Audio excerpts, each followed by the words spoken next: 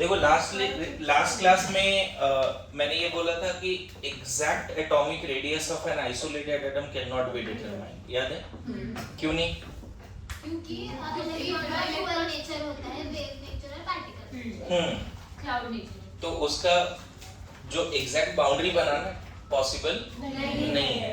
तो उसी के बाद दूसरा पॉइंट ये था कि इन डिफरेंट बॉन्डिंग सिचुएशंस, है ना, we can calculate atomic radius. तो उसमें सबसे पहले टाइप्स ऑफ एटॉमिक रेडियस में कोवलेंट रेडियस का डेफिनेशन लिखेंगे, समझेंगे, है ना। डेफिनेशन मैंने बोला था आपसे मॉड्यूल से लिखने के लिए, तो मॉड्यूल देख के डेफिनेशन लिखेंगे।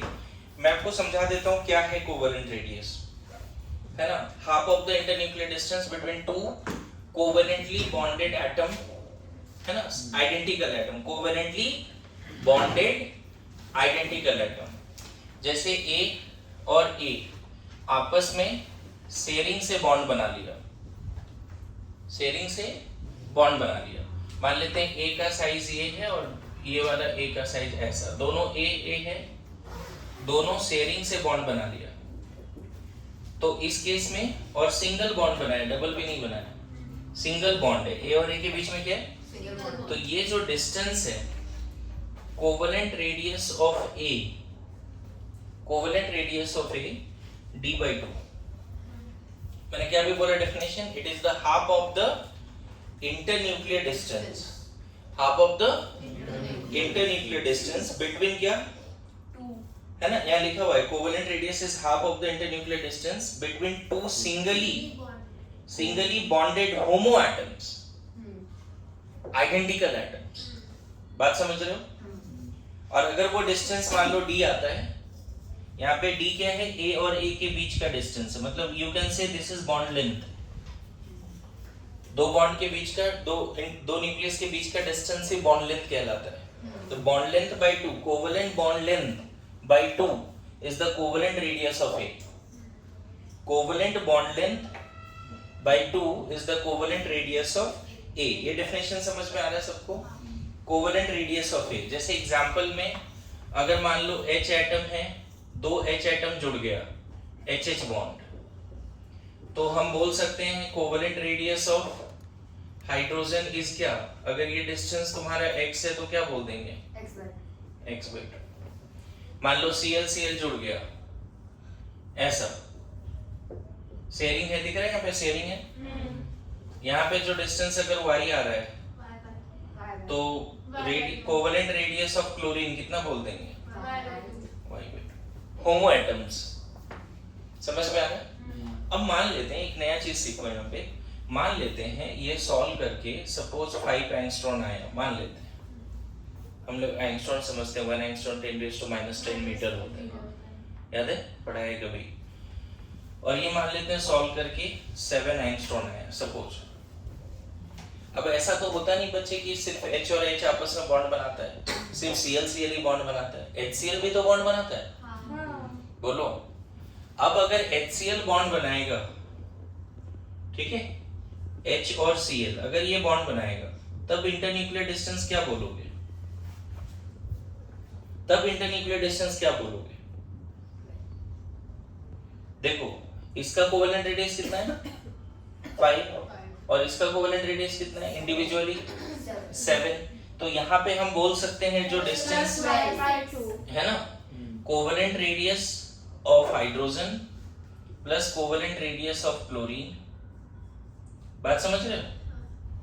Covalent radius of hydrogen plus covalent radius of chlorine. लेकिन पता है यहाँ पे क्या है, आगे चल के सिखाऊंगा कि यहाँ पे इलेक्ट्रोनेगेटिविटी डिफरेंस है, इलेक्ट्रोनेगेटिविटी डिफरेंस है, तो ये थोड़ा इससे कम आएगा। एक्सपेरिमेंटली देखा गया जो Z है ना, वो लेस देन 12 आया। तुम जो बोल रहे थे अभी सही बोल रहे थे कि सर जब इंडिविजुअली H का कोवलेंट रेडियस पता है, H क्लोरीन का पता है, तो HCl का कितना आना चाहिए, 12 आना चाहिए, HCl का 12 आना चाहिए। लेकिन because of the electronegativity of hydrogen and chlorine, ये दोनों और पास आ गया, थोड़ा सा, ये दोनों थोड़ा और पास आ गया। मतलब दो हेटेरो एटम के बीच में बॉन्ड बनेगा ना, तो दो केसेस होंगे। मतलब होमो एटम के बीच में अगर बॉन्ड बना, अभी हेटेरो एटम का केस मैं डिस्कस करूंगा, H और H के बीच में बॉन्ड बना, Cl Cl के बीच में बॉन्ड बना, तब तो half of the internuclear distance कर दो। लेकिन तो अलग अलग एटम के बीच में बॉन्ड बनेगा तो इंडिविजुअली पहले से H का पता होना चाहिए कोवेलेंट रेडियस, पहले से Cl का पता होना चाहिए कोवेलेंट रेडियस, उन दोनों का कोवेलेंट रेडियस का समेशन हो सकता है bond length of hetero atoms, bond length of hetero atom हो सकता है या उससे कम होगा। चलो ये पार्ट अभी नहीं सीखा, चलेगा। अभी ये बताओ क्या है half of the internuclear distance between singly bonded homo atoms is the radius covalent radius. फिर से रिपीट करें, half of the internuclear distance between homo between singly bonded homo atoms and they are bonded with what kind of force? Covalent force of attraction। किस तरह का bond है उसके बीच में? Covalent दो आइडेंटिकल एटम के बीच में कोवेलेंट बॉन्ड अगर बन गया तो दोनों न्यूक्लियस के बीच का डिस्टेंस फिक्स हो गया। अब ये डिस्टेंस बाय 2 कर दो, क्या मिल जाएगा आपको? रेडियस किसका? उस एटम का कोवेलेंट रेडियस मिल जाएगा। ए का इंडिविजुअली ए का हम रेडियस नहीं निकाल पा रहे थे, इंडिविजुअली ए का क्या रेडियस है वो नहीं निकाल पा रहे थे, लेकिन जब ए दूसरे ए के साथ कोवेलेंट बॉन्ड बनाया तो इंटरन्यूक्लियर डिस्टेंस फिक्स हो गया। उसका half is the approximate covalent radius of A. Individually A का कोवेलेंट रेडियस नहीं निकाल पा रहे थे, लेकिन ए और ए आपस में सिंगल बॉन्ड बनाया, कोवेलेंट बॉन्ड बनाया, शेयरिंग ऑफ इलेक्ट्रॉन से बॉन्ड बनाया, उसके बाद उसका हाफ लिया, that is the covalent radius of A. मेरी बात आ रही समझ में? ध्यान रखना डेफिनेशन में क्या है, ए और ए के बीच में ही बॉन्ड होना चाहिए, जैसे H और H के बीच में है, Cl Cl के बीच में है, और साथ साथ में क्या होमो एटम्स होना चाहिए, सिंगल बॉन्ड भी होना चाहिए। समझ में आया?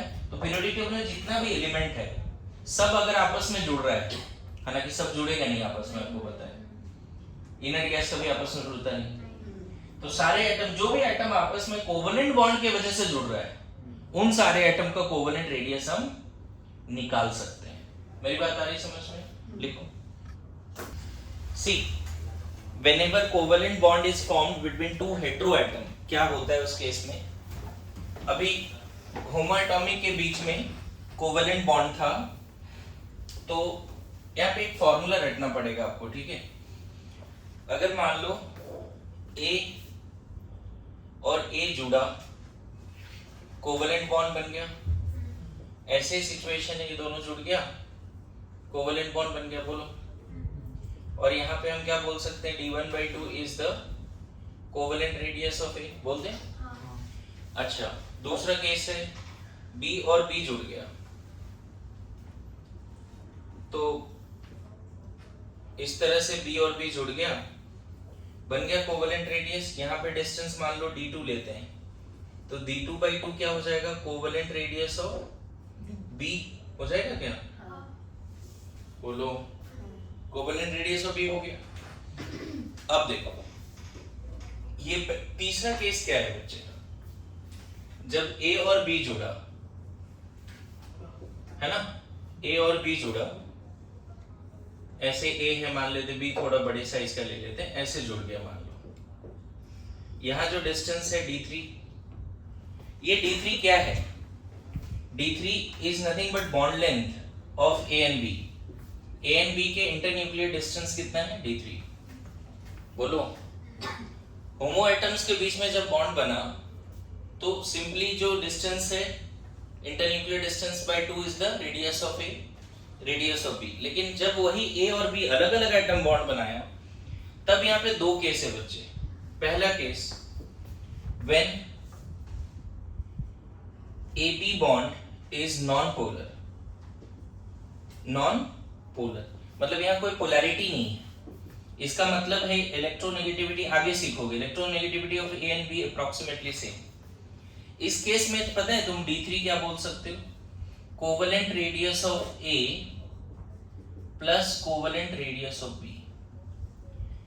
मेरी बात समझना, जब A और B के बीच में बॉन्ड बना और वो नॉन पोलर बॉन्ड है, तो ये डिस्टेंस जो इंडिविजुअली तुमने कोवेलेंट रेडियस निकाला था, जैसे मान लो ये 5 एंगस्ट्रॉम है, ये 7 एंगस्ट्रॉम है, सपोज एग्जांपल के लिए, और ए बी जब जुड़ा सिंगल बॉन्ड से, तो सिंपली यहाँ पे अप्रोक्सीमेटली D3 कितना आएगा? कैलकुलेशन से ए और बी के बीच का डिस्टेंस 13 आएगा, या सॉरी 12 आएगा, और यहाँ भी एग्जैक्टली दोनों का इंडिविजुअल कोवेलेंट रेडियस का समेशन भी कितना है? इंडिविजुअली कोवेलेंट रेडियस का समेशन कितना है? 12, और ए और बी के बीच का इंटरन्यूक्लियर डिस्टेंस निकालोगे वो भी 12 आएगा। लेकिन दूसरा केस क्या है? When AB bond is polar. Polar कहने का मतलब इलेक्ट्रोनेगेटिविटी A का ज्यादा है B से, या फिर B का ज्यादा है A से। इलेक्ट्रोनेगेटिविटी सेम नहीं है दोनों का। इस केस में जो D3 निकालोगे ना, ये बॉन्ड लेंथ है ना, इस केस में जो D3 निकालोगे वो covalent radius of A plus covalent radius of B minus 0.09 into electronegativity difference होता है। एक नया फॉर्मूला किसी साइंटिस्ट का रिसर्च है जो मैंने यहाँ पे लिख दिया है ना, यहाँ शायद लिखा नहीं है इलेक्ट्रोनेगेटिविटी वाले में, नहीं यहाँ पे लिखा है सर आगे होगा इलेक्ट्रोनेगेटिविटी एक है। हाँ वो बात हम कर लेते हैं। इसमें ना 2 इलस्ट्रेशंस भी देखने हैं आपको, ठीक है? केस 1 केस 2 व्हेन इलेक्ट्रो, एक देखो यहाँ पे लिखा है heteroatom molecule with no difference in electronegativity, और एक केस लिखा है कि heteroatomic molecule with difference in electro, उसका थ्योरी लिखा ही नहीं है यहाँ पे, उसका थ्योरी इधर लास्ट में इलेक्ट्रोनेगेटिविटी वाले पेज में लिखा होगा। एक बार इलेक्ट्रोनेगेटिविटी वाले पेज में जाओ जल्दी से, पेज नंबर है तुम्हारा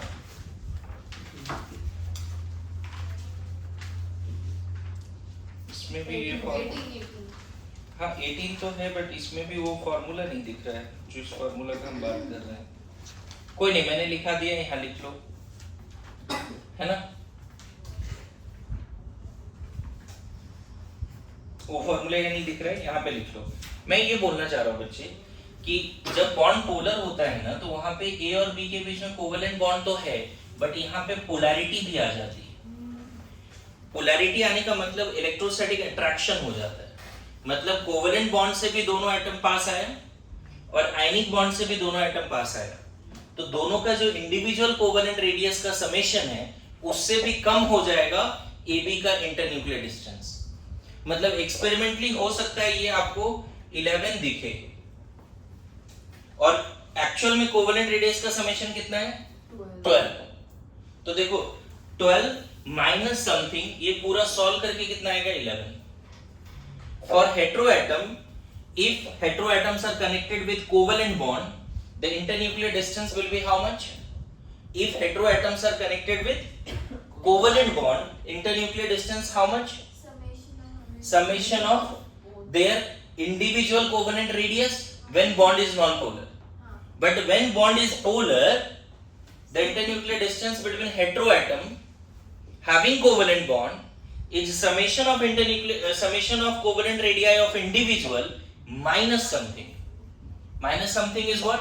0.09 into electronegativity difference between A and B. अभी electronegativity आप लोग नहीं सीखो इसलिए थोड़ा सा कंफ्यूज हो सकते हो, लेकिन for the time being ये लिख के रखिए। Now NCERT में देखोगे यहाँ पे कोवेलेंट रेडियस का वैल्यू नहीं है, लेकिन आई विल रिक्वेस्ट एवरीबॉडी कि जो केमिकल बॉन्डिंग का मॉड्यूल है, सॉरी NCERT है, इसमें केमिकल बॉन्डिंग नहीं है क्या? नीचे है पार्ट 2 भी है। हाँ मिल गया। इधर यहाँ पे एक टेबल है जिसमें कुछ एटम का कोवेलेंट रेडियस दिया हुआ है। इधर हाइड्रोजन का, कार्बन का, है ना?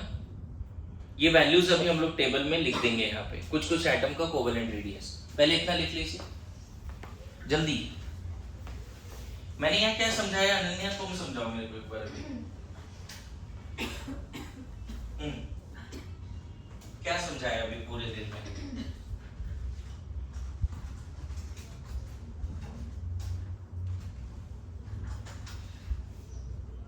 इतना अच्छा समझाते हो, बताओ जल्दी बताओ। बताओ अच्छा क्या समझाया इसमें अभी? ये जो हेटेरो एटम्स है उनके जो अगर ए और बी है तो अगर वो नॉन पोलर होंगे तो उनका समेशन होगा बस, और अगर पोलर है ए और बी का बॉन्ड तो उसमें summation of individual covalent radius minus 0.9 electron. थोड़ा ये समझ में आता है पोलर बॉन्ड और नॉन पोलर बॉन्ड? थोड़ी बहुत आइडिया है इसके बारे में? नहीं, चलो इलेक्ट्रोनेगेटिविटी में सीखेंगे। सिंपली देखो, ए इंडिविजुअली किसी और ए से जुड़ा, तब तो जो डिस्टेंस है इंटरन्यूक्लियर उसका हाफ ले लो, कोवेलेंट रेडियस ऑफ ए आ जाएगा। बी अगर बी से जुड़ा तो उसका हाफ ले लिया, कोवेलेंट रेडियस ऑफ बी आ गया। लेकिन ए और बी आपस में जुड़ा तो उसके दो केस हैं। मैं ये बोल रहा हूँ, ए और बी आपस में जुड़ा तो उसके दो केस हैं। ए और बी आपस में जुड़ा किस बॉन्ड के थ्रू? कोवेलेंट बॉन्ड के थ्रू। तो उसके दो केस क्या हैं? जब बॉन्ड नॉन पोलर हो तो जो तुम इंडिविजुअल रेडियस निकाले ना उसका समेशन बोल दो। लेकिन अगर बॉन्ड पोलर है तो इंडिविजुअली था 12 निकाला ना, इधर इंडिविजुअली कोवेलेंट रेडियस का समेशन कितना है? 12। यहां पे एक्चुअल में कैलकुलेट करोगे तो कम आएगा। उसके पीछे रीजन दे रहा था अभी मैंने कि वहां पे क्या है कि कोवेलेंट अट्रैक्शन तो है ही, पोलैरिटी की वजह से दोनों एटम और पास आ गया। समझ में आ रहा है? तो इसी वजह से कोवेलेंट रेडियस का समेशन 12 माइनस समथिंग। और पता है जितना ज्यादा इलेक्ट्रोनेगेटिविटी डिफरेंस होगा उतना ही दोनों एटम और पास आएगा। More is the electronegativity difference, closer both atom will be, और पास और पास और पास। अभी समझा? हाँ, लिख लिया ये पार्ट? जल्दी जल्दी लिखो, 2 बार एक्सप्लेन कर दिया। ठीक है, जल्दी घर जाना, विसर्जन करना, कोई प्रॉब्लम नहीं है। कोवेलेंट रेडियस अभी क्या करना है, ये टेबल लिखना है, जल्दी से लिखिए। अभी मैं लिख दे रहा हूं ना, covalent radius of some atoms जो एक्सपेरिमेंटली कैलकुलेट हुआ है ना। ये एनसीईआरटी का डेटा है तो इसमें गलत भी है तो यही मानना है, कोई ऑप्शन नहीं है आपके पास। ठीक है, जैसे H का 37, ये सारा डेटा पिकोमीटर में है। कार्बन जब सिंगल बॉन्ड बनाता है ना बच्चे तो 77, मतलब CC सिंगल बॉन्ड जब बनेगा तो इंटरन्यूक्लियर डिस्टेंस इसका डबल होगा। HH सिंगल बॉन्ड बनेगा तो इंटरन्यूक्लियर डिस्टेंस इसका डबल होगा। ये कोवेलेंट रेडियस है, समझ गए? अच्छा, कार्बन जब आपस में डबल बॉन्ड बनाता है तो इंटरन्यूक्लियर डिस्टेंस 67 है, मतलब CC डबल बॉन्ड का जो इंटरन्यूक्लियर डिस्टेंस है इसका डबल है। CC सिंगल बॉन्ड का जो इंटरन्यूक्लियर डिस्टेंस है इसका डबल है। CC डबल बॉन्ड का इंटरन्यूक्लियर डिस्टेंस इसका डबल है। कार्बन जब ट्रिपल बॉन्ड बनाता है आपस में तो यहाँ 60 है कोवेलेंट रेडियस। कहने का मतलब जब CC ट्रिपल बॉन्ड बनेगा तो ये डिस्टेंस 120 होगा। Good to go? ये हर एटम का इंडिविजुअल कोवेलेंट रेडियस लिख रहे हैं जब वो आपस में ही जुड़ रहा है। ओके, नाइट्रोजन सिंगल बॉन्ड बनाता है आपस में तो ये तुम्हारा 74 है, जब डबल बॉन्ड बनाता है तो ये तुम्हारा 65 है, और नाइट्रोजन जब ट्रिपल बॉन्ड बनाता है आपस में तो ये 55 है। मतलब NN सिंगल बॉन्ड का कितना होगा? इसका डबल। NN डबल बॉन्ड का कितना होगा? इसका डबल। NN ट्रिपल बॉन्ड का आ रहा है समझ में? अब जब बॉन्डिंग पढ़ेंगे ना तो वहां पूछा जाएगा आपसे क्वेश्चन कि बताइए इंटरन्यूक्लियर डिस्टेंस कंपेयर कीजिए, बॉन्ड लेंथ कंपेयर कीजिए। केमिकल बॉन्डिंग में सवाल पूछा जाएगा कि CC ट्रिपल बॉन्ड के बीच का डिस्टेंस और NN ट्रिपल बॉन्ड के बीच का डिस्टेंस कौन ज्यादा है कौन कम है। तो देखो CC ट्रिपल बॉन्ड का डिस्टेंस 120 और 110 ना, तो बॉन्ड लेंथ किसका ज्यादा हो गया? आया समझ में कुछ? पक्का? इसी तरह से ये टेबल देख के लिखोगे क्या?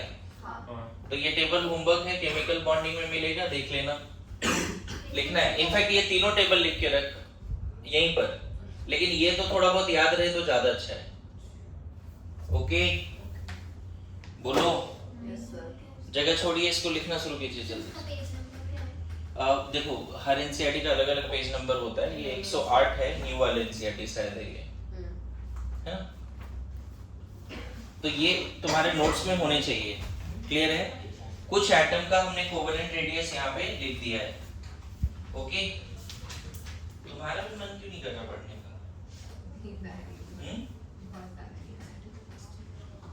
एक काम करो, एक्सरसाइज कराते हैं, सब खड़े हो जाओ। ये टेबल आप लिख लीजिएगा, ठीक है?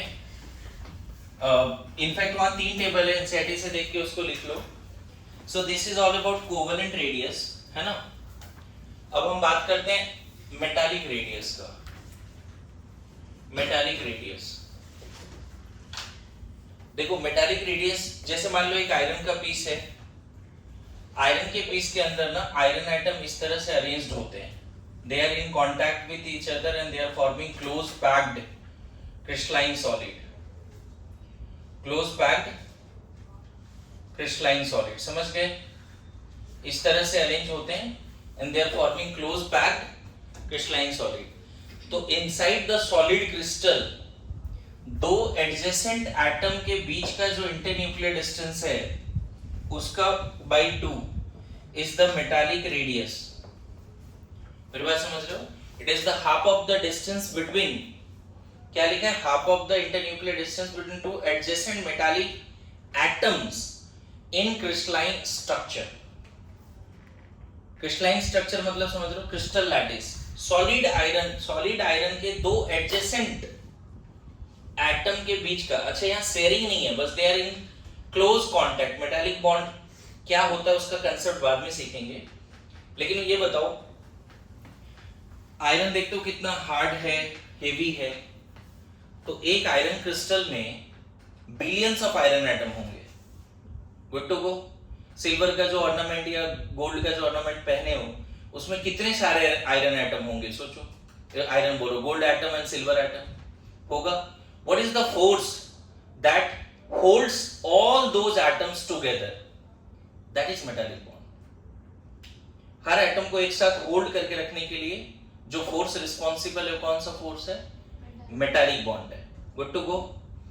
एंड मेटालिक क्रिस्टल के अंदर दो एडजेसेंट एटम के बीच का distance by 2 is the metallic radius. Clear है?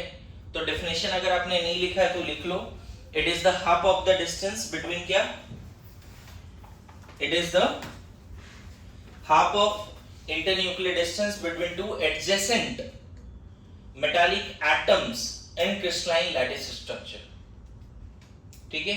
अच्छा, यहां पे दो एटम के बीच में शेयरिंग नहीं होता, they are just in contact with each other, है ना? यहां पे लिखा भी है मॉड्यूल में, there is no overlapping of atomic orbitals. अच्छा, ओवरलैपिंग नहीं है, मान लो ए और बी, ए और ए मेटालिक बॉन्ड बना रहा है और ए कोवेलेंट बॉन्ड भी बना रहा है, ऐसा पॉसिबल है, मान लेते हैं। तो मुझे बताओ कौन सा रेडियस, ए का मेटालिक रेडियस का वैल्यू ज्यादा आएगा या कोवेलेंट रेडियस का? ए और ए मेटालिक बॉन्ड बना रहा है और कोवेलेंट बॉन्ड भी बना रहा है, शेयरिंग भी हुआ है। बताओ, यहां थोड़ा शेयरिंग हुआ है ना, तो ये डिस्टेंस कम होगा। अरे यस नो, ये डिस्टेंस ज्यादा होगा डिस्टेंस। तो ये चीज याद रखना कि metallic radius is greater than covalent radius for same kind of atom, for same type of atom. Metallic radius का वैल्यू थोड़ा कोवेलेंट रेडियस से ज्यादा आएगा, ये पॉइंट भी लिखा है। ओके? और एक चीज, stronger the metallic bond, stronger the metallic bond, है ना, मेटालिक रेडियस कम होता जाएगा। अगर स्ट्रेंथ ऑफ मेटालिक बॉन्ड बढ़ेगा मतलब दो मेटल एटम और स्ट्रॉन्ग फोर्स से एक दूसरे को अट्रैक्ट कर रहा है, एक दूसरे के कांटेक्ट में। जितना ज्यादा मेटालिक, यहाँ एक पॉइंट लिखा है ना कि more stronger the metallic bond, shorter the metallic radius. Getting my point? बोलिए। मैं बताऊं, इसमें थोड़ा बात डिस्कस हो रहा है। बहुत पहले एक ब्रैग्स इक्वेशन था जिससे दो लेयर के बीच का डिस्टेंस निकलता था, दो लेयर के बीच का, मतलब दो कंसेक्यूटिव लेयर के बीच का डिस्टेंस निकलता था, ब्रैग्स इक्वेशन। और उससे भी पहले एक चैप्टर था सॉलिड स्टेट, जिसमें कोई भी मेटालिक सॉलिड है तो उसका क्रिस्टल कैसा होता था उसके बारे में बात होती थी। सिंपल क्यूबिक है, बीसीसी है, एफसीसी है, एचसीपी है, ये एक यूनिट सेल का टाइप है। तो उतना डिटेल में नहीं पढ़ना है, समहाउ बस इतना समझ लो, आपको बस ये पढ़ना है कि मेटालिक बॉन्ड में दो मेटल एटम एक दूसरे कांटेक्ट में होते हैं, दो एडजेसेंट मेटल एटम का इंटरन्यूक्लियर डिस्टेंस का हाफ ही क्या है, मेटालिक रेडियस। और ये किसके लिए डिफाइंड होगा, मेटल्स के लिए जो मेटालिक बॉन्ड बनाते हैं। कार्बन के लिए मेटालिक रेडियस का बात नहीं करेंगे, कार्बन नॉन मेटल है। अरे ऐसा नो, डायमंड भी एक सॉलिड है, लेकिन डायमंड में जो रेडियस निकल के आएगा ना वो कोवेलेंट रेडियस होगा, क्योंकि डायमंड में कार्बन कार्बन के बीच में कोवेलेंट बॉन्ड है। बोलो, वर्ल्ड में जितने भी मेटल्स हैं सॉलिड फॉर्म में हैं, उस केस में आप मेटालिक रेडियस निकाल सकते हो। क्लियर हो रहा है? और मैं एक होमवर्क यहां पे देता हूं कि पूरा एनसीईआरटी देखो, जितने भी मेटल्स हैं हर मेटल का मेटालिक रेडियस का डेटा लिखो। जैसे मैंने अभी ए वाले एनसीईआरटी से बोला था ना, कोवेलेंट रेडियस, नॉन मेटल का कोवेलेंट रेडियस का डेटा लिखो। बहुत केमिकल बॉन्डिंग में सीखेंगे, नॉन मेटल कोवेलेंट बॉन्ड बनाते हैं आपस में, और मेटल्स आपस में क्या बनाते हैं, मेटालिक बॉन्ड। और मेटल नॉन मेटल आपस में क्या बनाते हैं, ionic bond. Metal non metal आपस में क्या बनाते हैं, नॉन मेटल्स आपस में क्या बनाते हैं, कोवेलेंट बॉन्ड। मेटल्स आपस में क्या बनाते हैं, और नॉन मेटल मेटल क्या बनाते हैं, आयनिक बॉन्ड। मेरी बात समझ रहे हो? तो मेटल्स के केस में मेटालिक रेडियस, नॉन मेटल्स के केस में कोवेलेंट रेडियस, और मेटल नॉन मेटल जब आपस में जुड़ जाए तो आयनिक रेडियस। अभी वही पढ़ने वाले हम लोग। मेरी बात आ रही समझ में? तो फिर से होमवर्क क्या है, आप चारों एनसीईआरटी रखो सामने, S block, P block, DF block, जहां पे है S block, P block, DF block, जितने भी मेटल्स हैं उसका मेटालिक रेडियस हमें चाहिए। Getting my point? बोलो। You can take the help of AI also if you want, है ना। एनसीईआरटी वहां पे, उसमें तुम ये डेटा रख सकते हो कि हमें सब मेटल का क्या बता दो, मेटालिक रेडियस बता दो। मेरी बात क्लियर हो रही है जी? अगर आप इसको कमांड देते हो, तो सारे मेटल का मेटालिक रेडियस ये है ना। देखो जो मैंने बोला था ना कि बहुत सारे एआई एक साथ हैं यहाँ पे, तो उसको अगर मैं कमांड दूं, I need metallic radius of all the metals present in the periodic table that should be or must be according to NCERT or according to JEE NEET syllabus, है ना, PYQ based data also। तो इसमें एक साथ आ जाएगा, आपको NCERT cover करने का जरूरत नहीं है, इंडिविजुअल ढूंढने का भी जरूरत नहीं है ना। देखो ग्रुप 1 का लाइन से दे दिया, लिथियम, सोडियम, पोटेशियम, रुबिडियम, है ना। ग्रुप 2 का जैसे हमने सीखा है ना पीरियोडिक टेबल में, देखो ट्रांजिशन मेटल का दे दिया, scandium to zinc, according to NCERT data दे दिया। इनर्ट गैस फैमिली में तो हम मेटालिक रेडियस नहीं बोलेंगे, इनर्ट गैस तो नॉन मेटल है ना। बोलो। तो होमवर्क क्या है यहाँ पे, समझ में आया? Write down metallic radius of all metal atoms present in the periodic table according to NCERT, according to PYQ question जो भी आए हैं उसके बेसिस पे कर लेंगे क्या ये होमवर्क? मैं बताऊं सारे एआई का डेटा है, देखो यहाँ पे। एंड सेम कमांड देते कि मैंने बोला ना पीरियोडिक टेबल में इसका यूज कर सकते हैं। क्लियर है? और अच्छी बात है, 2-4 एआई से अगर देखें तो ज्यादा समझ में आएगा कि कहीं मिस्टेक भी है तो सही हो जाएगा। बोलो मेटालिक रेडियस समझ में आ गया? नाउ नेक्स्ट लिखो। अभी आयनिक रेडियस बाद में पढ़ेंगे, पहले मैं पढ़ा रहा हूं तुम्हें वैन डर वाल रेडियस क्या है। थर्ड डेफिनेशन क्या बच्चे? Van der Waals radius. ये डेफिनेशन हो सकता है तुमने लिख के आया होगा, लेकिन मुझे सुनो अच्छे से। क्या है यहाँ पे देखो, अगर मान लो यहाँ आर्गन एटम है, आर्गन गैस के फॉर्म में होता है बच्चे, आर्गन। आप क्या करो, इसका टेम्परेचर कम करो, इतना कम कर दो कि जो यहाँ आर्गन है पहले लिक्विड बन जाए और फिर बाद में सॉलिड बन जाए। अब क्या किया समझ में? ये गैसियस आर्गन को आपने लिक्विफाई किया, फिर बाद में क्या किया, सॉलिडिफाई किया। तो नीचे क्या दिखेगा बच्चे बताओ? सब आर्गन एटम एक दूसरे के टच में आ जाएगा, इस तरह से जैसे मेटल एक दूसरे के टच में आ गया था। बोलो। लेकिन आगे चल के हम सीखेंगे यहाँ दो आर्गन के बीच में कोई मेटालिक बॉन्ड नहीं है, कोई कोवेलेंट बॉन्ड भी नहीं, क्योंकि इनर्ट गैस कभी भी कोवेलेंट बॉन्ड या मेटालिक बॉन्ड नहीं बनाता। यहाँ दो आर्गन के बीच में जो फोर्स ऑफ अट्रैक्शन है वो वीकेस्ट फोर्स ऑफ अट्रैक्शन है, that is when der Waals type. Van der वाल वाज द साइंटिस्ट जिसने इस पे रिसर्च करा था। दो इनर्ट गैस के बीच में कैसा फोर्स ऑफ अट्रैक्शन है? Metallic covalent van der Waals van der Waals. तो दो एडजेसेंट एटम, ध्यान रखना ये आर्गन सॉलिड है, आर्गन सॉलिड है। सॉलिड स्टेट में जब एटम्स या मॉलिक्यूल्स कांटेक्ट में होते हैं सच दैट दोनों एटम या मॉलिक्यूल के बीच में कैसा फोर्स होगा? Weakest van der Waals type. उस केस में जो डिस्टेंस आएगा उसका 2 is the van der Waals radius of क्या? आर्गन। मेरी बात आ रही समझ में? ये डायग्राम जल्दी लोग समझते नहीं। Those atoms like noble gas which are not bonded with each other experience a weak attractive forces to come nearer.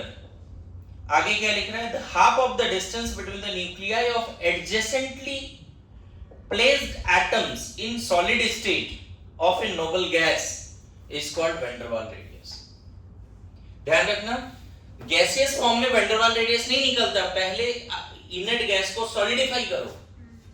Solidify करने के बाद सारे एटम एक दूसरे के कांटेक्ट में आ जाएंगे, लेकिन यहाँ पे कांटेक्ट फोर्स जो एक दूसरे को होल्ड करके रखा है वो कैसा फोर्स है?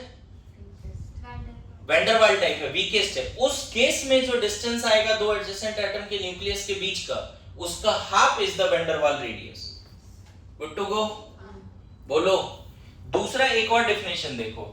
मान लेते हैं कंटेनर में ए और बी गैस है, ये गैसियस फॉर्म में, मतलब ऐसे सोचो, ए और बी का बीच का बॉन्ड कैसा है बच्चे? Covalent bond. ए और बी के बीच का बॉन्ड कैसा है? कोवेलेंट। जैसे मान लो इसको HCl ले सकते थे एग्जांपल के लिए, HCl गैस फॉर्म में है, समझ में है? अब फिर से इसका टेम्परेचर कम करो सच दैट ये सॉलिडिफाई हो जाए। जब ये सॉलिडिफाई होगा तो क्या सिचुएशन क्रिएट होगा? देखो, ए और बी के बीच में शेयरिंग है, समझना आ रहा है समझ में? ए और बी के बीच में शेयरिंग है। यहां पर भी ऐसा ले लेते हैं, ये ध्यान रखना, ये ए है ये बी है, और यहां बी और यहां ए ले दिया, समझना। फिर हम यहां पे फिर से ए ले लेते हैं और यहां पे बी। ये वाला डायग्राम थोड़ा ज्यादा समझने का जरूरत है। यहां बताओ ए बी के बीच में कैसा फोर्स है? वैन डर वाल फोर्स ऑफ अट्रैक्शन। ए और ए के बीच में कैसा फोर्स है? Covalent bond. ए और बी के बीच में कैसा फोर्स है? कोवेलेंट शेयरिंग से हुआ है। मेरी बात आ रही समझ में? जब कोई कोवेलेंट मॉलिक्यूल सॉलिडिफाई हुआ, हेटेरोएटॉमिक कोवेलेंट मॉलिक्यूल मान लो सॉलिडिफाई किया, तो मॉलिक्यूल्स के बीच में कैसा फोर्स है? Van der Waals. Between atoms कैसा फोर्स है? Covalent. Good to go? Between atom कैसा फोर्स है? कोवेलेंट। बिटवीन द मॉलिक्यूल कैसा फोर्स है? Van der Waals. अब यहां पे क्या करना है आपको? दो adjacent atom of two different molecule, ध्यान रखना, two adjacent atom of two different molecule, two adjacent identical atom, ये भी ध्यान दो, टू एडजेसेंट आइडेंटिकल। मान लो ये तुम्हारा D2 है, इसका 2 कर दोगे, ये आ जाएगा van der Waals radius of B। It is the half of the distance between two identical atom of two different molecule having van der Waal force of attraction between them. It is the half of the distance between two identical atom of two different molecule bonded by, molecules are bonded by covalent, molecules are bonded by van der Waal force। उस case में जो distance आएगा उसका half क्या कहलाएगा? Van der Waals radius of B. उसी तरह से यहां भी वो डिस्टेंस निकाल सकते हो। देखो यहां ए और ए के बीच का डिस्टेंस है, मान लो D3/2 है, क्या आएगा? किसका वैन डर वाल रेडियस? ए का। समझ में ये डेफिनेशन? यहां तो डायरेक्टली इनर्ट गैस था, या ए बी था ही नहीं। इनर्ट गैस के सॉलिड में, इनर्ट गैस के बीच में कैसा फोर्स ऑफ अट्रैक्शन है? Van der Waals type. उस केस में half of the distance is the van der Waals radius of inert gas. लेकिन कोई हेटेरोएटॉमिक कोवेलेंट बॉन्डेड मॉलिक्यूल को जब सॉलिडिफाई करते हो, यहां पे क्या आ गया? AB का सॉलिड है, यहां पे समझ रहे हो? AB का क्या है? यहां पे सॉलिड है। AB गैसियस था, A और B के बीच में कोवेलेंट बॉन्ड है, लेकिन इसको जब जैसे HCl गैस है, HCl को सॉलिडिफाई कर दिया, यहाँ HCl सॉलिड आ गया। अब HCl सॉलिड में दो Cl एडजेसेंट Cl, पहला Cl फर्स्ट मॉलिक्यूल का है और दूसरा Cl सेकंड मॉलिक्यूल का। It is the half of the distance between two identical atom of two different molecule, two identical adjacent atom of two different molecule having van der Waals force between the molecule is the covalent radius of, यहां पे क्या बोल सकते हैं, B। आया definition समझ में आया? और पता है यहां पे बहुत वीक फोर्स होता है, या दो एटम टच में भी नहीं है, या बहुत अच्छे से, जैसे कोवेलेंट में शेयरिंग था, मेटालिक में बहुत अच्छे से कांटेक्ट में था, यहां पे पता चला van der Waals weakest force है, तो दो एटम के बीच में ठीक ठाक गैप होता है। देखो यहां पे लिखा है, गैप भी दिखाया है, जैसे Cl के बीच में शेयरिंग है, लेकिन फर्स्ट Cl और सेकंड Cl, दो डिफरेंट Cl2 मॉलिक्यूल के बीच में गैप है। दिख रहा है आपको? बोलो।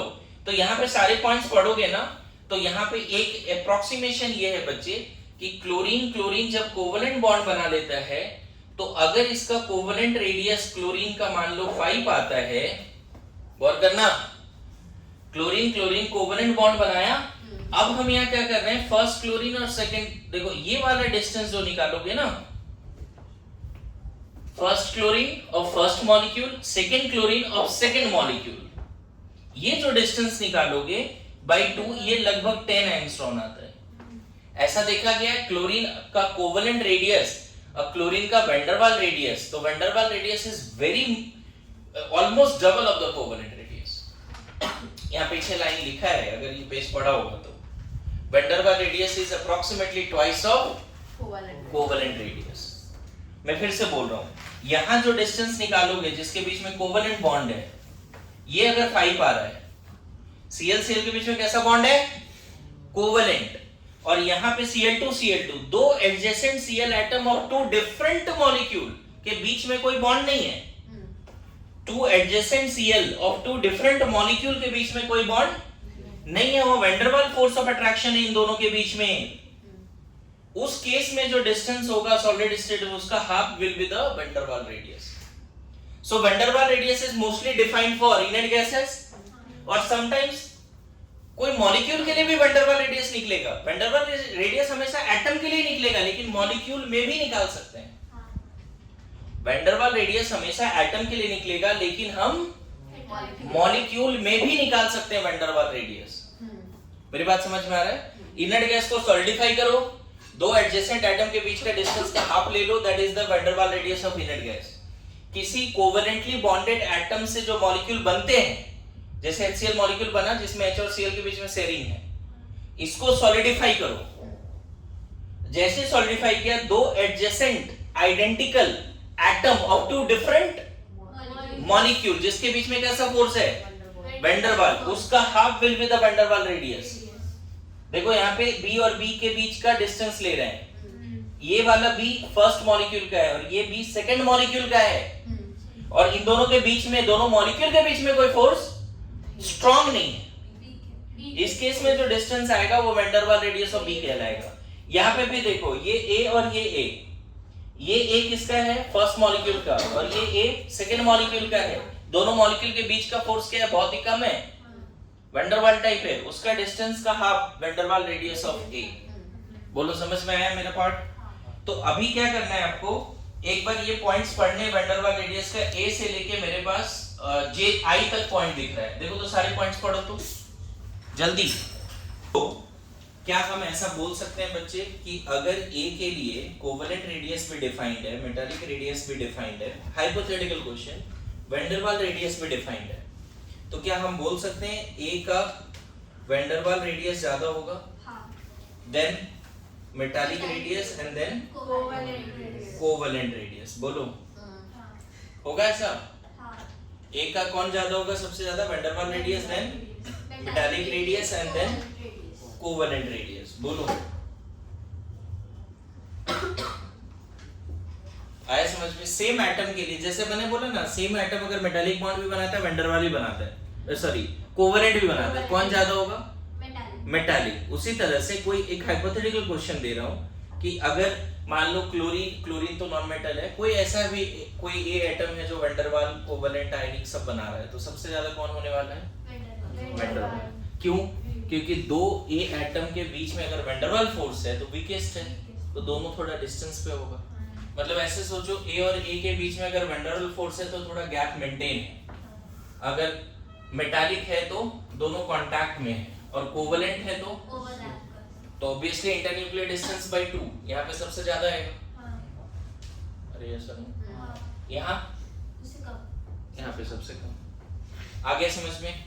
बोलो नाउ लिखिए आयनिक रेडियस। अभी फैक्टर्स में आने वाले हैं हम लोग। होमवर्क क्या दिया आपको? फिर से यहाँ पे होमवर्क क्या है? जितने पॉसिबल एटम है वैंडरवाल रेडियस लिखिए।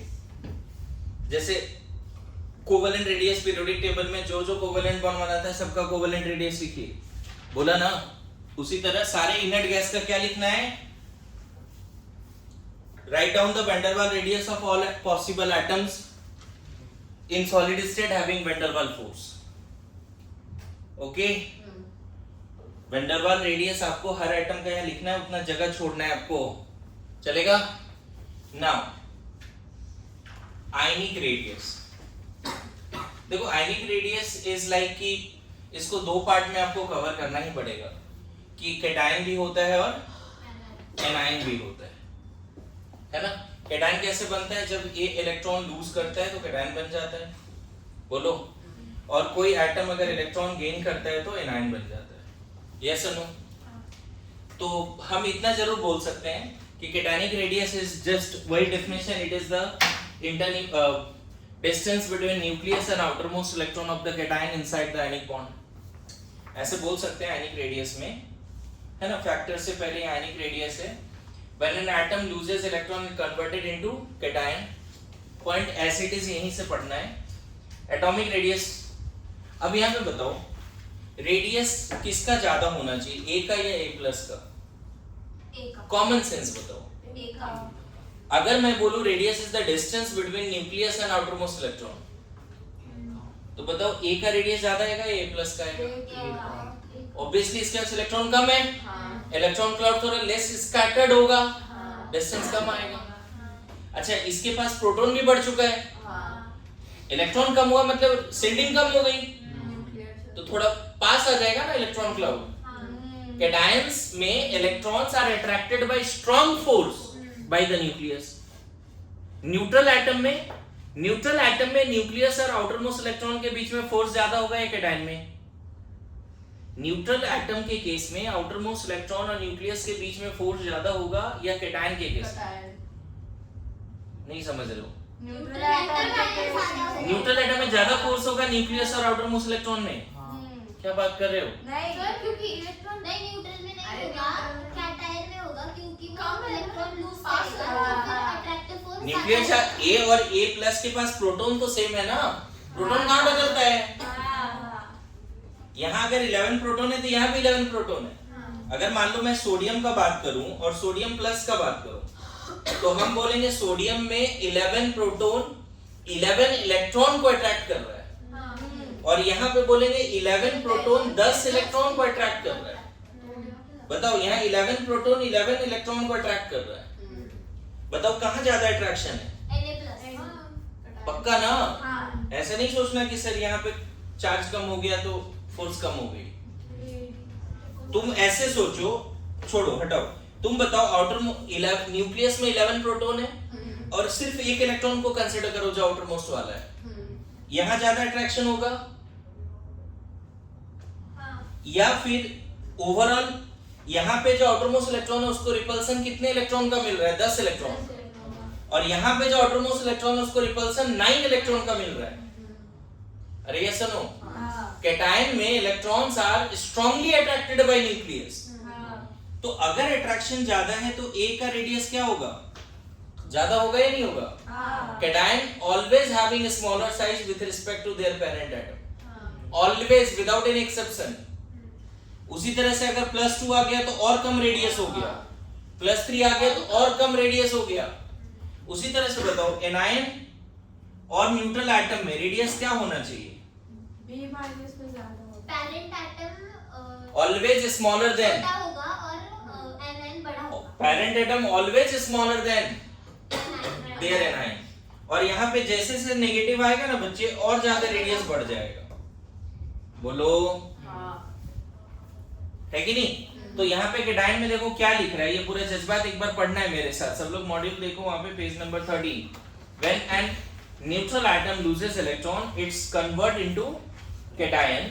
Atomic radius of neutral atom greater than cationic radius, because after losing electron, number of electron reduces, but number of proton remain same. Electron कम हो गया, प्रोटॉन सेम है, due to which Z effective बढ़ जाता है। Repulsion कम हो गया तो जेड इफेक्टिव ऑटोमेटिकली क्या हो जाएगा? मुझे बताओ, जेड इफेक्टिव हमने क्लास में एक्सप्लेन कर दिया है बच्चे, ये जेड माइनस सिग्मा होता है। इलेक्ट्रॉन कम हो गया तो रिपल्सन कम हो गया, ये तो उतना ही है। ये कम हो गया तो ये बढ़ गया कि नहीं? इलेक्ट्रॉन कम होने से सिग्मा कम हो गया, जेड तो सेम था तो जेड इफेक्टिव क्या हो गया? बढ़ गया। यही चीज यहाँ पे लिख रहा है। मतलब इन शॉर्ट आप एकदम याद रखना। बहुत बार तो ऐसा होता है बच्चे कि सोडियम जब एक इलेक्ट्रॉन लूज किया तो एक सेल ही खत्म हो गया। सोडियम के पास 3 सेल था, सोडियम प्लस के पास 2 ही सेल है। बोलो, बहुत बार तो ऐसा होता है इलेक्ट्रॉन लॉस करने के बाद सेल खत्म हो जाती है, ऑर्बिट एक कम हो जाता है, तो साइज तो घटेगा ही। यस और नो? देखो यहाँ पे लिखा है, hence electron pulls towards nucleus and atomic radius decreases. किस केस में? कैटायन में। मोreover, after losing all electron from the outermost cell, penultimate cell become ultimate cell. पता चला कि सोडियम का आउटरमोस्ट ऑर्बिट 3 था, लेकिन एक इलेक्ट्रॉन लूज हो गया तो अब 2 ही ऑर्बिट है, और सेकंड ऑर्बिट जो पहले पेनल्टीमेट था अब अल्टीमेट सेल है। अल्टीमेट सेल मतलब लास्ट ऑर्बिट। समझ में आया? तो कैटायन का साइज हमेशा क्या होगा? पेरेंट एटम से छोटा होगा। Good to go. Now anionic radius में आ जाओ। क्या लिख रहा है? When neutral atom gains electron convert into an ion, anionic radius always greater than atomic radius, है ना? If in an anion electrons are more than protons, so effective nuclear charge reduces. Anion में shielding बढ़ जाएगा, ये constant है, ये बढ़ गया, तो जेड इफेक्टिव क्या हो गया? कम हो गया। जेड इफेक्टिव कम होने का क्या जज्बात है अंदर? जेड इफेक्टिव कम हो गया, क्या मतलब है इसका? न्यूक्लियर इफेक्टिव चार्ज कम हो गया, मतलब वैलेंस इलेक्ट्रॉन न्यूक्लियस के बीच में फोर्स कम हो गया। इतना समझाया उधर? 1-2 घंटे बात किया उस पे। यस और नो? यही रीजन है कि एनायन का साइज हमेशा बड़ा होता है न्यूट्रल एटम से। मेरी बात समझ रहे हो? यस और नो? अब मान लो यहाँ पे क्वेश्चन करता हूँ, आयरन Fe+2 Fe+3, साइज बताओ। सबसे बड़ा Fe+3 का है। सही है? है ना? क्या अच्छा, ये इसका है, कैटायन। कैटायन है ना यहाँ पे, O-2। अभी सबसे बड़ा एनायन है ना? Size nitrogen minus, nitrogen -2, nitrogen -3। ठीक है? साइज बताना है एल्युमिनियम, एल्युमिनियम +1, एल्युमिनियम +2, एल्युमिनियम +3। सबसे बड़ा गुड टू गो? आ रहा है समझ में? ठीक है? Cl- and Cl, sulphur -1, sulphur -2, है ना? ये सब क्वेश्चन डायरेक्ट देखेगा टैब टेस्ट में कि साइज बताइए, आयनिक size, metallic size, covalent size, van der Waals size. समझ में आ रहा है? लिखो, इतना पार्ट लिखो, और एक बार पहले कोवेलेंट रेडियस पूरा पढ़ो, और सॉरी आयनिक रेडियस पूरा पढ़ो। लिखो size of isoelectronic species. Cationic anionic radius आप मॉड्यूल से पढ़ लेना, है ना? मैंने कोशिश किया है सारे पॉइंट्स कवर करने के लिए। साइज ऑफ आइसोइलेक्ट्रॉनिक स्पीशीज, पहले तो ये बताओ what is isoelectronic? Total electron है ना, total. Size of iso electronic species. जैसे इसमें बात करें अगर हम आइसोइलेक्ट्रॉनिक में, तो तुम नाइट्राइड बोल सकते हो, C- भी बोल सकते हो, ऑक्साइड, फ्लोराइड, Na+ ले सकते हो, Mg+2, Al+3। अगर इन सब के पास देखोगे तो एटॉमिक नंबर इसका 6 है, 7 है, 8 है। नंबर ऑफ प्रोटॉन सबके पास फिक्स है, राइट? जब तक सिंबल सेम है न्यूक्लियस चेंज नहीं होता, याद करो मूल कंसेप्ट का क्लास। एल्युमिनियम और एल्युमिनियम 3+ का न्यूक्लियस सेम है, तो एल्युमिनियम न्यूट्रल एटम में प्रोटॉन कितना होता है 13, तो एल्युमिनियम 3+ में भी प्रोटॉन कितना होगा 13। ये है नंबर ऑफ प्रोटॉन, इसी को Z बोलते हैं। अच्छा, इन सब के पास इलेक्ट्रॉन्स कितने हैं? देखो 6 खुद के हुए और 4 एक्स्ट्रा ले रखा है, 10। काउंट करना, सबके पास 10 आएगा। बोलो, सबके पास 10 आ गया। अब मुझे बताओ, इन ये सब आइसोइलेक्ट्रॉनिक है या नहीं है? तो आइसोइलेक्ट्रॉनिक का साइज क्या लगता है? तुम्हारा लॉजिक क्या बोल रहा है? साइज किसका सबसे छोटा होगा और किसका साइज सबसे बड़ा होगा? बताओ जल्दी जल्दी, बहुत इंपॉर्टेंट है क्वेश्चन, आता ही आता है। नेक्स्ट स्टेप टेस्ट में इसी में 5 क्वेश्चन दिखेगा। सबसे जल्दी। बड़ा एल्युमिनियम का। सबसे बड़ा साइज Al3+ का होगा। एक कॉमन सेंस था, cation will have smaller size. यहाँ हो क्या रहा है बच्चे? 6 प्रोटॉन 10 इलेक्ट्रॉन को खींच रहा है। तो कार्बन का सबसे बड़ा यहाँ 13 प्रोटॉन 10 इलेक्ट्रॉन को खींच रहा है। तो आइसोइलेक्ट्रॉनिक में साइज ऐसे चलेगा, ठीक है? आइसोइलेक्ट्रॉनिक में जितना ज्यादा नेगेटिव चार्ज होगा उतना ही बिगर साइज होगा, और जितना ज्यादा पॉजिटिव चार्ज होगा उतना ही स्मॉलर साइज होगा। ऐसे भी पॉजिटिव चार्ज आ रहा है, इसका मतलब इलेक्ट्रॉन कम हो रहा है, तो साइज धीरे धीरे कम हो रहा है। अरे सुनो, फॉर आइसोइलेक्ट्रॉनिक क्या लिखना है आपको हमेशा? यहाँ पे एक पॉइंट लिखा है, थर्ड पॉइंट देखो, जो आयनिक रेडियस उसमें A में था कैटायनिक, B में एनायनिक, और यहाँ पे लिख दिया size of isoelectronic. Those species having same number of electron but different nuclear charge forms isoelectronic species. For isoelectronic species, atomic radius increases but decrease in nuclear charge. Nuclear charge देखो तो कम हो रहा है ना इधर, सॉरी इधर nuclear charge बढ़ रहा है तो रेडियस कम होगा। न्यूक्लियर चार्ज जैसे जैसे बढ़ेगा रेडियस मतलब सिंपल। आइसोइलेक्ट्रॉनिक स्पीसीज का इलेक्ट्रॉन तो बराबर है सबके पास, क्या देखना है? मोर is the proton lesser the radius. क्या देखना है? मोर is the proton lesser the radius. बोलो, अब देखो ये सब भी आइसोइलेक्ट्रॉनिक है। क्वेश्चन यहाँ पे है K+ Ca+2 argon sulphide chloride, बताओ इन सब में साइज क्या होगा? अगर इन सब का साइज सजाना है तो मैं बताऊं, 19 प्रोटॉन 18 इलेक्ट्रॉन, 19 प्रोटॉन 18 इलेक्ट्रॉन। इसके पास 20 प्रोटॉन 18 इलेक्ट्रॉन। इसके पास 18 प्रोटॉन 18 इलेक्ट्रॉन। इसके पास 16 proton 18 electron, 17 proton 18 electron. Electron तो सबके पास सेम है, तो बता दो साइज क्या लग रहा है? सबसे बड़ा S-2 का, S-2 सबसे बिगर, सही है। फिर Cl- क्लोराइड। मुझे क्या देखना है बच्चे? मुझे देखना है मोर प्रोटॉन लेसर साइज, मोर प्रोटॉन लेसर साइज। सबसे ज्यादा प्रोटॉन किसके पास है? देखो तो Ca+2, इसका साइज सबसे छोटा होगा। बोलो, एक मिनट, इसको पहले मुझे समझाने दो।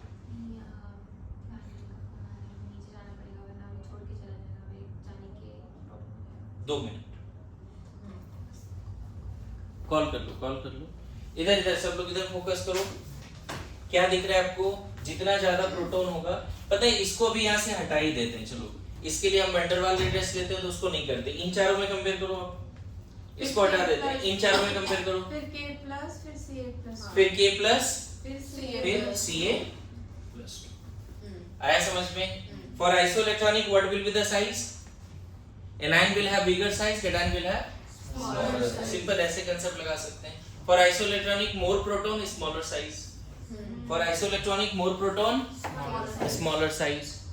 आया समझ में? ठीक है, चलो फैक्टर्स वगैरह नेक्स्ट क्लास में कवर करते हैं।